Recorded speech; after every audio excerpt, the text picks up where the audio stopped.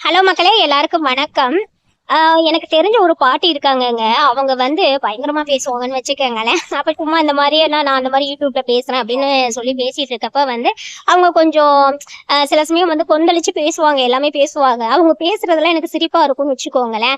அப்ப வந்து ஒரு விஷயம் வந்து இப்ப இந்த ரூ. 5000 குடுத்த விஷயம், அதுக்கப்புறம் அவங்களுடைய ஹஸ்பண்ட் வந்து பாத்தீங்கன்னா, ரிட்டயர் ஆயிட்டாங்க. அவங்க வந்து கவர்மெண்ட்ல ஒரு 35 வருஷம், 36 வருஷம் வந்து ஒர்க் பண்ணியிருக்காங்க. சர்வீஸ் பண்ணியிருக்காங்க. ஆனா வந்து பாத்தீங்கன்னா, உங்களுக்கு ரூ. 17,00,000 தான் வந்து குடுத்து செட்டில் பண்ணிருக்காங்கன்னு வச்சுக்கோங்களேன்.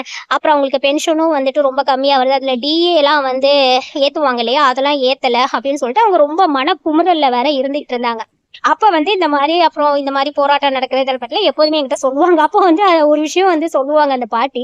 எப்படின்னா, இந்த திமுகல இருக்கிறவங்களுக்கெல்லாம் வந்து அவங்க சொல்றத நான் சொல்றேங்க. நானா எதுவுமே சொல்லல. சரியா? திமுக காரங்களுக்கெல்லாம் எதுவுமே கட்டையில போறவங்களுக்கு ஒண்ணுமே ஆகாது போல. எல்லாரும் 95 வயசு, 100 வயசு வரைக்கும் இன்னும் இருக்கிறாங்க. எனக்கு கூட வயசாயிடுச்சு. இவங்க எல்லாம் அப்படியே இருக்கிறாங்க.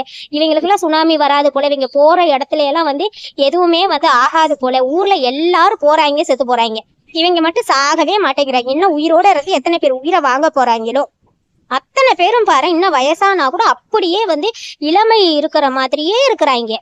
எத்தனை பேர் உயிரை வாங்க போறாங்களோ. இவங்கெல்லாம் சாகவே மாட்டாங்க போல. இவங்க எல்லாம் வந்து ஒரு நரகாசுரன்கள் மாதிரி இருந்துட்டு இருக்கிறாங்க. இவங்களுக்கு வந்து ஒரு இதுவும் வராது போல. இவங்களுக்கு எல்லாம் எய்ட்ஸ் வராது போல. இவனுங்களுக்கு எல்லாம் வந்து கேன்சர் வராது போல. ஊர்ல இருக்க இவனுங்களுடைய ஒய்ஃப் எல்லாம் வந்துட்டு இந்த மாதிரி வந்து மாங்கல்யத்தோட இருக்கணும். ஆனா ஊர்ல இருக்கவங்க எல்லாம் அவங்க அடிச்சிடணும் அப்படின்னு சொல்லிட்டு ரொம்ப ஆதங்கப்பட்டு ரொம்ப சொல்லுவாங்க. இவங்களுக்கு எந்த வியாதியுமே வராது போல. ஏழைப்பாளைக்கெல்லாம் வியாதி வருது. போறப்பெல்லாம் எல்லாரும் பொட்டுன்னு போறாங்க. இவங்க எல்லாம் எவனுமே பொட்டுன்னு போக மாட்டான் போல. இன்னும் உயிரோட இருக்கிறானுங்க எல்லாருமே அப்படின்னு சொல்லிட்டு ரொம்ப ஆதங்கப்பட்டு சொல்லுவாங்க. நான் சொல்லுவேன், பாட்டி இங்க பாருங்க பாட்டி, இப்படிலாம் சொன்னீங்கன்னா உள்ள பிடிச்சி போட்டு வச்சிருவாங்க, நீங்க பேசாம இருங்க அப்படின்னு சொல்லுவேன். அதுக்கு அந்த பாட்டி என்ன சொல்லுவாங்கன்னு கேட்டீங்கன்னா, நீ சும்மா கடை பேத்தி குட்டி.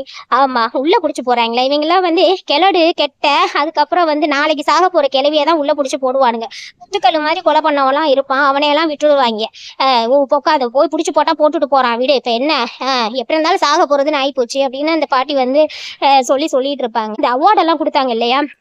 அப்ப வந்து ரொம்ப ஆதங்கப்பட்டுட்டாங்க. இவங்களுக்கு வந்து அவார்டு, நாங்க வந்து சர்வீஸ் எல்லாம் பண்ணி எங்க வீட்டுக்காரர் அவ்வளவு வருஷம் சர்வீஸ் பண்ணி உழைச்சாரு. சாராயம் குடிச்சா 10 லட்சம் ரூபா கொடுக்குறாங்க. 17 லட்சம் ரூபா தான் கொடுத்துருக்குறாங்க 35 வருஷம் சர்வீஸ் பண்ணதுக்கு. இவங்க எல்லாம் வந்து இந்த நீ சினிமாக்காரங்களாம் என்ன பண்ணாங்கன்னு சொல்லிட்டு பணமா கொட்டுது அவங்களுக்கு. அதையும் விட்டுட்டு திருப்பி திருப்பி வந்து அவார்டு கொடுக்குறாங்கலாம். குழந்தை பிள்ளைக்கெல்லாம் அவார்டு கொடுக்குறாங்க. இதெல்லாம் கொடுத்துட்டே ஏத்த மாட்டேங்கிறாங்க. அவங்களுக்கெல்லாம் அவார்டு கொடுக்கலன்னு யார் அடிச்சா? மனசே அந்த நியூஸ் எல்லாம் பார்த்துட்டு வேதனையா இருக்கு பேத்தி குட்டி அப்படின்னு சொல்லிட்டு ரொம்ப ஆதங்கப்பட்டு சொல்லுவாங்கங்க. இது நான் சொல்லல, அவங்க சொன்னாங்க. சரி, அவங்க சொன்னதை வந்து பதிவு பண்ணணும்னு நான் பதிவு பண்றேன். நன்றி மக்களே.